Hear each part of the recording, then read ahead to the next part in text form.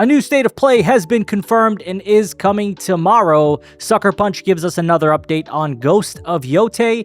And lastly, Xbox's Indiana Jones game is actually performing much better on the PS5 than Steam and Xbox. All that and more in today's video. Please like the video, subscribe to never miss a gaming update, and share the video to help grow our community. We'll also be going over comment of the day, so be sure to leave a comment as you could be featured in the next video. Now let's talk about Borderlands 4 and how this is going to be headlining the state of play. It's actually going to be completely focused around Borderlands 4, and this came straight from a PlayStation blog post. It says, get ready for a deep dive on Borderlands 4 during this special state of play. This will be taking place on April 30th at 2 p.m. PT, 5 p.m. ET, 10 p.m. BST, 11 p.m. CEST, and this will be showing off 20 minutes of Borderlands 4. They also revealed that it'll be dropping on September 12th, so earlier than the intended date originally. I think it's about 2 weeks if I'm not mistaken. And we already knew they were going to do a state of play for Borderlands 4 later on, and it's cool to see that we finally got that announcement. Of course, this is only going to appeal to you if you like Borderlands. Some of you might not enjoy Borderlands, so this state of play holds little value for you, but for me personally, I've loved Borderlands since its initial launch of its first game, which I played originally on the PS3. I did also own a copy on a 360, but really enjoyed the entire franchise and have played every single game since the first one. So super excited for this. Really looking forward to playing some Borderlands 4 in the future. So we'll definitely take a look at that. I personally will not be live streaming it, but we probably will touch on some things that were revealed there. It's a big game that I am personally looking forward to. Let me know if you're excited for Borderlands 4 and if you'll be watching the state of play tomorrow. Yeah! Next, we'll be talking about a Ghost of Yotei update. The game's co-creative directors Nate Fox and Jason Cornell have spoken to Famitsu, shedding light on the next game from Sucker Punch. And quotes, the main theme of this game is revenge, Fox said. The main character, Atsu, has a big trauma in her childhood and goes on a journey to get revenge. So the game will see the player hunt down the Yotei 6, a group of warriors that have caused death and destruction across Japan. As the player hunts them down, a sash worn by the protagonist, Atsu, will display the names of the Yotei 6 that she is pursuing. Fox and Cornell visited the game's setting, which today is known as the Prefecture of Hokkaido, to research the game. And quotes, we have received cooperation from various advisors regarding the depiction of the Ainu people and Ainu culture of the time, said Fox. Like with the previous game, we have also thoroughly researched Japanese culture and incorporated it into this project. Cornell concurred, saying, I also went to Hokkaido to research Ainu culture and had people knowledgeable about Ainu culture introduce me to museums and folk crafts, which I incorporated into the worldview of this work. By the way, I also went to the mountains with them and had the experience of picking wild vegetables. So players will be able to approach the Yotei 6 in any order, and the game will introduce a new close combat weaponry. Both Japanese cinema and Western dramas have inspired the game. In quotes, in terms of an open world adventure, Ghost of Yotei has the greatest freedom and biggest map of any open world game we have ever made, Fox told Famitsu. So some very exciting news here. You know, of course, they did their research. It's very important to be somewhat accurate when you're depicting a culture that is not of your culture, especially a studio that is American. So it's cool that they went out of their way to really make sure that they're representing, you know, this culture in an accurate way, doing their research and incorporating it somehow, some way into their game. I truly do respect that. I think that's an appropriate way to handle a culture that is not your own, especially a team of people that are obviously not completely all Japanese. As far as the open world nature and the freedom and being able to approach the Yotei 6 in any order, there are some concerns there, right? Like, are they going to be able to string that narrative together in a very refined way? Is it going to be cohesive? Is it going to feel like one story, or is it going to feel like bits of a story just kind of being thrown together because you can approach different enemies or different of the Yotei 6 at different times? I think that's a very, very big factor. That's one thing that could either go really well or it could work against them depending on how they execute it. We'll definitely look out for it, and I'll definitely tell you guys how I'm feeling about it whenever I do play it. But, you know, October 2nd is still quite a ways away from now, so we've got a long time between now and then that we'll be playing other games, and I'll be reviewing other games. But as we learn more about Ghost of Yotei, I'll be sure to update you guys. Let me know what you think about this new update regarding the game. How are you feeling about this open world nature, the ability to approach any of the Yotei 6 in any order rather than having a predetermined order that you need to take them down in?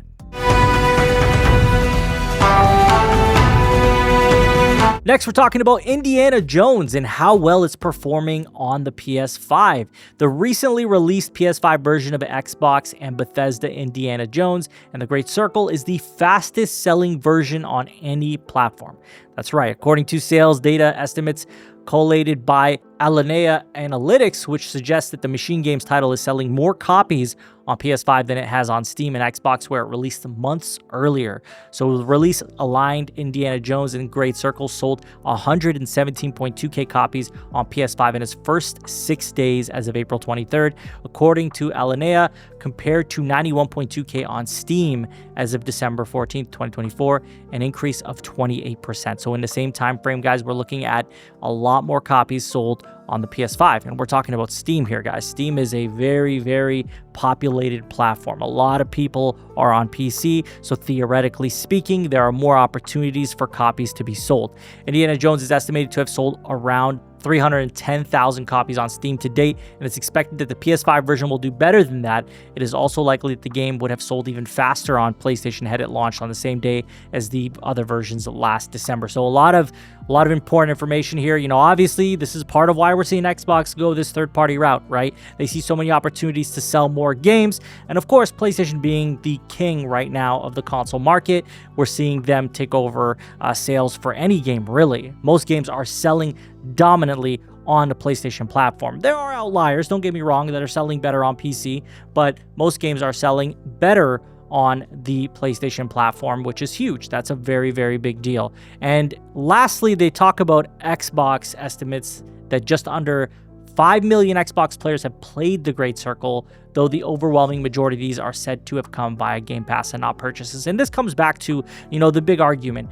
Does Game Pass cannibalize sales? How does it impact everything? And I do think that both things can be true. Game Pass does absolutely cannibalize sales. If somebody's able to just subscribe to Game Pass and play Indiana Jones and the Great Circle, get their fill, the game is really not that long. You could beat that game easily within a month's time and then just be done with it, which a lot of people do. I think people underestimate how smart consumers can be, where they subscribe to something, enjoy the product that they want to subscribe for, and then they dip out. That is basically what can and will happen in a lot of these cases. People don't just subscribe and just forget about it. Most people don't. So naturally on Xbox, you're just not going to sell that many copies of a game because people are going through the Xbox Game Pass route. And once you've, got your player base accustomed to doing that, they really don't even gravitate towards buying games in general. And I know some of you might get upset about that, but the facts are the facts. Look at the numbers. There's no question about it. It just really is what it is, right? You can't deny the truth of it all. And on top of that, we also have the Steam numbers that are questionable as well, because, well, with Game Pass on PC, that also impacts people purchasing a game as well, right? So these things are all accounted for, which also explains why these games sell better on PlayStation when they are also on Game Pass. So yes, with Forza Horizon dropping today for standard purchases, yeah, we're going to definitely see an interesting number of players buying that PS5 version of Forza Horizon 5 because it's a phenomenal game, and now that it's on a platform with a much bigger player pool and people who would be interested in this type of game, it's going to move some serious units. I think we really are going to see a crazy amount of sales for Forza Horizon 5, and I think it's going to the floodgates are already open for Xbox, right? This is not a secret. This is not a surprise. If you're surprised by this news, well, hello, I'm Nine. I'm just going to let you know now that you no longer will be getting exclusive titles on Xbox. You are going to see these games drop everywhere. So unless you're tied to that Xbox ecosystem and you really like it, you may as well just go to PC, go to PS5, get a much bigger pool of video games, especially with the PS5. So here we are, just calling it as it is. But yeah, that's where we are with this. Let me know what you guys think about all this. Are you buying Indiana Jones on PS5 when it's already on Game Pass? Like, what's the situation here? How are you guys feeling about Forza Horizon 5? I mean, that's a game that's also on Game Pass, so would you just buy it on PS5 as your preferred platform, or would you subscribe to Game Pass to be able to play Forza Horizon 5, or do you not care? Let me know in the comments. Next, and lastly, we will be talking about comment of the day. And of course, this is kind of surrounding Expedition 33 once again, right? Like, because this was a big game, big numbers. It's been incredible what this game has shown the industry, what the studio has shown in the industry. So this comment comes from @Hunan 10-12. They say smaller teams with grounded budgets and devs with years of experience, devs who have mastered their craft, no creative limitations by useless executives equal good games that sell like hotcakes. But hey, out-of-touch executives who don't know anything about gaming will never learn or change. And yeah, that's like, I mean, that is so well said, right? We have a dedicated team of developers who have a creative vision, who are like, hey, we're not compromising this vision that we have. We're going to deliver the exact experience that we want. No microtransactions, no mandatory online nonsense, no other weird gimmicks in it to make more money. It's just, hey, here's this game. We poured our hearts into it. And guess what? It's not even going to be full price. And it's going to be a 30-hour main campaign. And it's going to be an extra 30 hours of additional content. And hey, there's also New Game Plus out of the box. Like, this is absolutely mind-blowing. It just decimates every excuse that we've heard in the books from the industry and from people who advocate for price increases and bloated budgets and, oh my God, you know, they have to increase the prices. Otherwise, how are they going to create these games? Sony being guilty of that as well. They have also said that with their PlayStation games.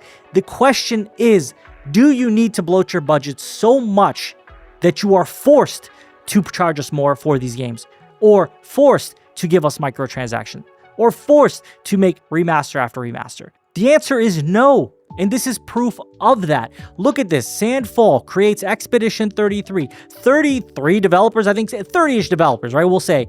And they developed this masterpiece, this game that has absolutely blown everybody away, and expectations just completely shattered for what an indie team can do. Graphics that look beautiful, story that is so engaging, so complete, so paced in a masterful way.